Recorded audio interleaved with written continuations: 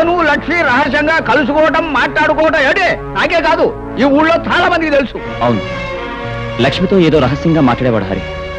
మేము ఎప్పుడు ఏం అడిగినా ఏం జరిగిందో చెప్పేవాడు కాదు.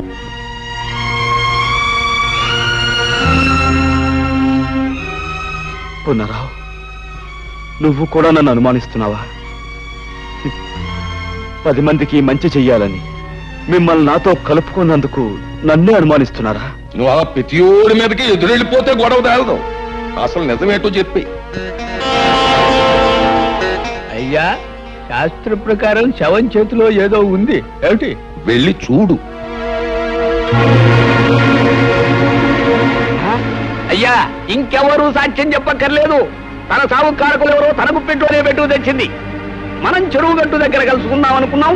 ఇవాళ నాకు వేరే పనుంది కనుక రేపు సాయంకాలం అక్కడే కలుసుకుందాం. ఇట్లు ముద్దులతో హరి. విన్నారుగా అంతా? అబద్ధం. ఈ చిడి నేను రాయలేదు. లేకపోతే నేను రాశానంటావా? ఇంకా ఎందుకయ్యా బుకాయిస్తావు? ఇలాంటి ప్రేమలేఖలు రాసి ఆ పిల్లని ఒళ్ళో వేసుకున్నావు. తోటలు దొడ్లు తిప్పి నీ సరదా తీర్చుకున్నావు. శ్రీరామనవమి నాడు అది నెల తప్పిందని తెలుసుకున్నావు. నాకు దారేమిటి అనేది అడిగితే చెరువుగట్టుకు రమ్మన్నావు. శాస్త్ర ప్రకారం ఎవరూ చూడకుండా దాన్ని పీకలోకి చంపేశావు. ఇప్పుడు నీ మీద అనుమానం రాకుండా డప్పు కొట్టి చిందులేస్తున్నావు ఏమిటి? నన్ను అన్యాయంగా నిందించకండి.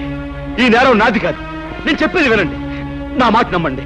ఇంకా ఏంటయ్యా నీ మాట నమ్మేది? ఇన్ని సాక్షిగాలు పెట్టుకుని ఇంకా నువ్వేదో మాట్లాడేసి మాయ చేసేస్తావనే.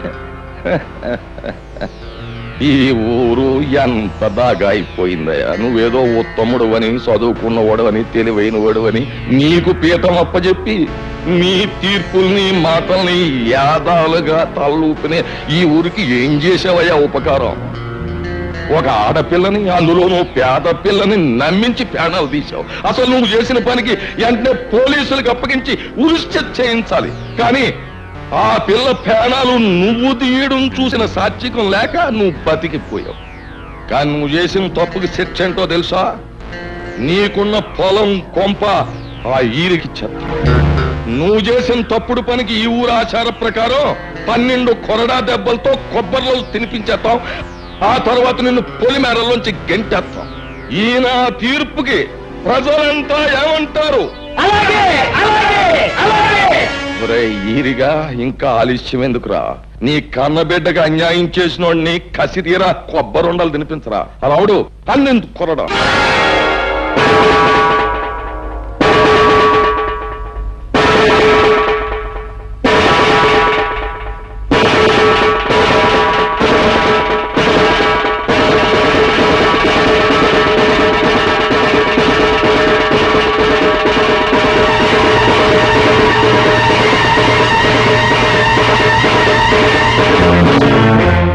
రాముడు, ఇది ముసలోడు వల్ల అయ్యే పని కాదు గాని నువ్వే కొరడా అందుకుని శిక్ష అమలు పరిచే.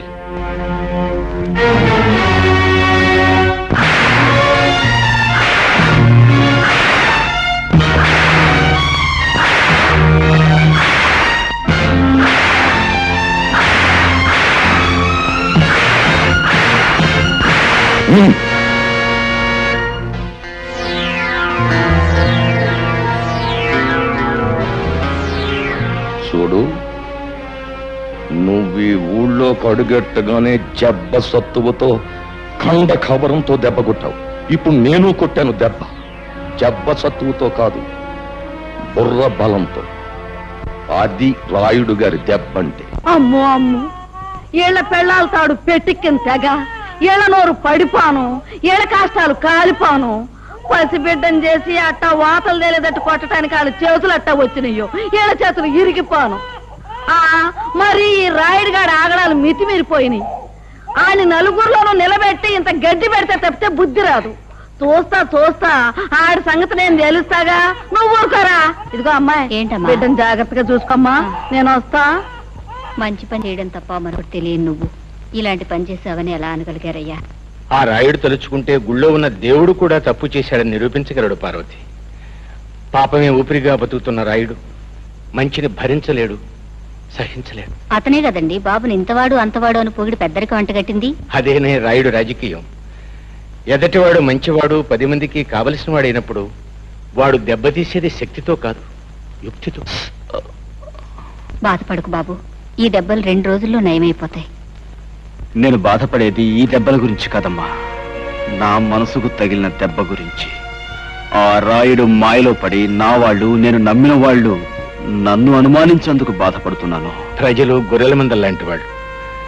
రాయుడు లాంటి స్వార్థపరులు, దుర్మార్గులు వాళ్ళని తెలివిగా తప్పుదారి పట్టిస్తూ ఉంటారు. వాళ్ళని ప్రయోజనం లేదు. చూస్తూ ఉండండి, ఈ గొర్రెల మందల్లాంటి ప్రజల్ని గర్జించే సింహాలుగా మార్చి ఆ రాయుడు మీద కుదులుతాను.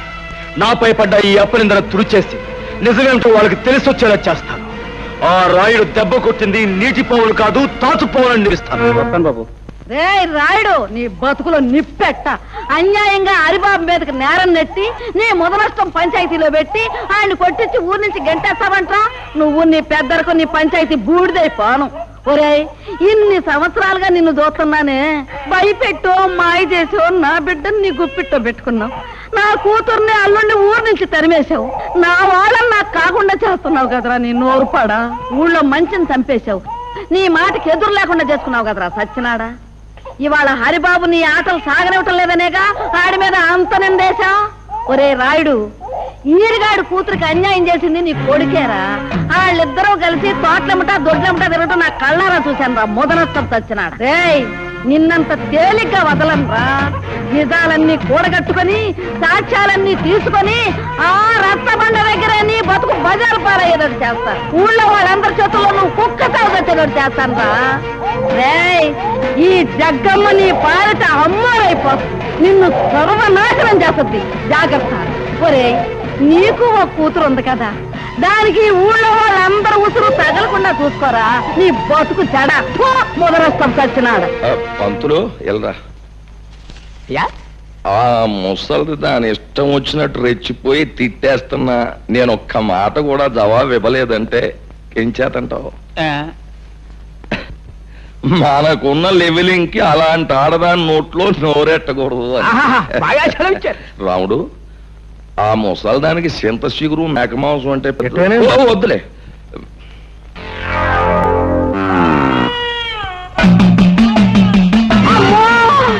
ఇంకా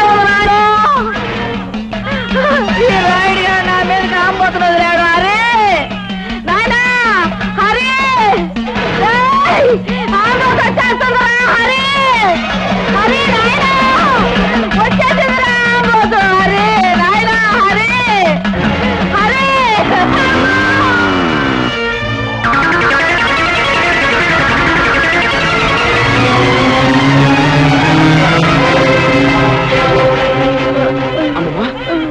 అమ్మమ్మా,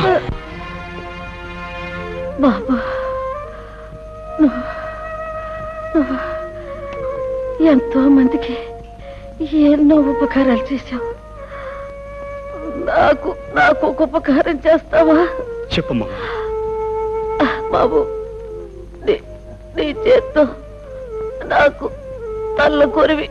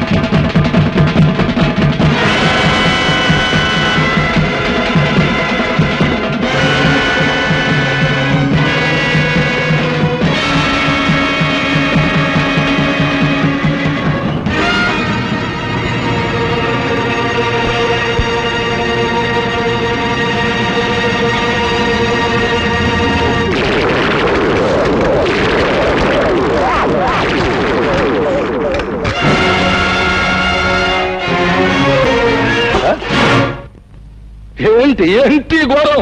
ఘోరం కాదు రాయుడు, ఇది నీకు ఒక గుణపాఠం. నీ ఆంబోతుని ఉసిగొల్పి ఓ ముసల్దాన్ని చంపడం కాదురా. నువ్వు మగాడువైతే ఓ అమ్మకు అయ్యకు పుట్టినవాడైతే నాతో ఢీకోరా. కంగారు పడుకో, ఆ రోజు వస్తుంది. రే పైన దేవుడు ఒకడున్నాడు, అన్నీ ఆడే చూసుకుంటాడు. దేవుడే ఉంటే నువ్వు చేసే ఈ ఘోరాలకి నిన్నెప్పుడో బూర్తి చేసేవాడు. రాయుడు, నేను ఇక్కడ వచ్చింది నీ అంతు చూడ్డానికి. నీరటోళ్ళు చాలా మంది వచ్చారు, జిలేబీలు హల్వాలు తినేసి బాల్చీలు తన్నేశారు. నీకు ఆగతే పడదు. అది చూస్తారా? ప్రాణాలు తీసే పశువు కొమ్ములైనా పాము కూరలైనా పీకి పారేసే నేను కనిపించని కొమ్ములు కూరలు ఉన్న నీలాంటి రాక్షసుని మాత్రం వదిలిపెట్టను. ఎప్పుడో నీ ఆంబోతులాగే నువ్వు నా చేతిలో చస్తావు, గుర్తుంచుకో.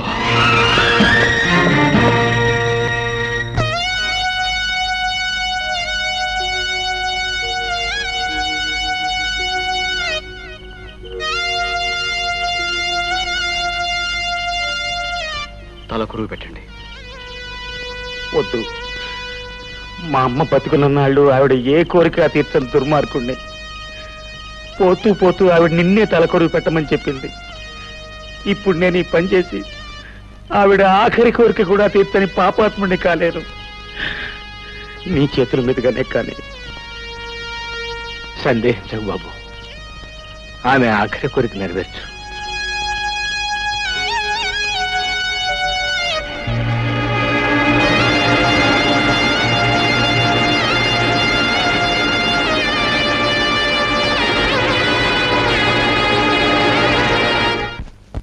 పద్మా, పద్మా, పద్మా, నా మాటని ఈ ఊరి పెద్దలు ప్రజలు ఎవరు నమ్మలేదు. కనీసం నా మనసు తెలిసిన నువ్వేనా? ఇంకా ఏదో చెప్పాలని ఎందుకు తాపత్రయపడతావు? 10 మంది ముందు పంచాయతీలో సాక్ష్యాలతో సహా శిక్ష పడ్డాక ఇంకా నన్ను నమ్మించాలని చూస్తున్నావా? పద్మా, ఎక్కడి వాడివో ఎలాంటి వాడివో తెలియకుండా నిన్ను ప్రేమించినందుకు నాకు బాగా బుద్ధి చెప్పావు. కళ్ళు మూసుకుపోయి నేను తొందరపడుంటే నా బ్రతుకు కూడా లక్ష్మి బ్రతుకులా అంతమై ఉండేది. పద్మా, నీలాంటి నీచుడితో అసలు మాట్లాడమే పొరపాటు. అవును గురు, ఆరిగాని తన్నే ఊరి నుంచి బయటకి ఇంటికాడు మీ బాబు. అంతే మరి, నాలాంటి మీద చేసుకుంటే అలాగే జరుగుద్ది. అరివో సాంబా గురు, ఇప్పుడు మనం ఏం చేస్తున్నారా? పట్నం వీధుల్లో పెట్టలేటకెళ్దాం గురు. ఏది సన్నాసి, పట్నంలో పెట్టలు వీధిలో తిరగవరా? మరి ఎక్కడుంటాయి గురు? అలా చూపెడతాను.